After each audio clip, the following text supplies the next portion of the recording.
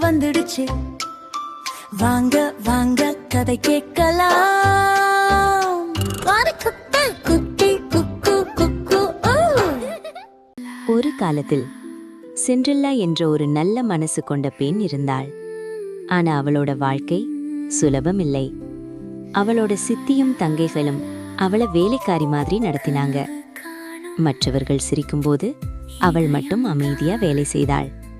இரவு நேரம் அவள் வானத்தை பார்த்து மெதுவா சொல்வாள், ஒரு நாள் என் வாழ்க்கையும் மாறுமா. ஒரு நாள் அரண்மனையில் பெரிய விழா அறிவிப்பு வந்தது. தங்கைகள் ரெடியா போனாங்க. சிண்ட்ரெல்லா மட்டும் போக முடியல. அவள் தனியா அழுதுகிட்டு இருந்தபோது ஒரு மென்மையான ஒளி தோன்றியது. அழாதேன்னு ஒரு தேவதை வந்தாங்க. உன் நல்ல மனசுக்கு இது ஒரு பரிசு. அவள் மந்திர குச்சி அசைத்தவுடன் பூசணி, அழகான தேரு, எலி, வெள்ளை குதிரைகள், பழைய உடை, ராஜகுமாரி உடை. சிண்ட்ரெல்லா கண்ணை நம்பவே முடியல. ஆனா நள்ளிரவு வரை மட்டும்தான். அரண்மனை, இசை, விளக்குகள். அங்கே ராஜகுமாரன் அவளை பார்த்தவுடன் அவன் கண்கள் அவள் மேல் மட்டும் நின்றது. நீங்க யார்னு கேட்டார்.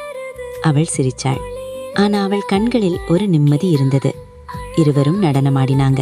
அந்த நேரம் உலகமே நின்ற மாதிரி இருந்தது.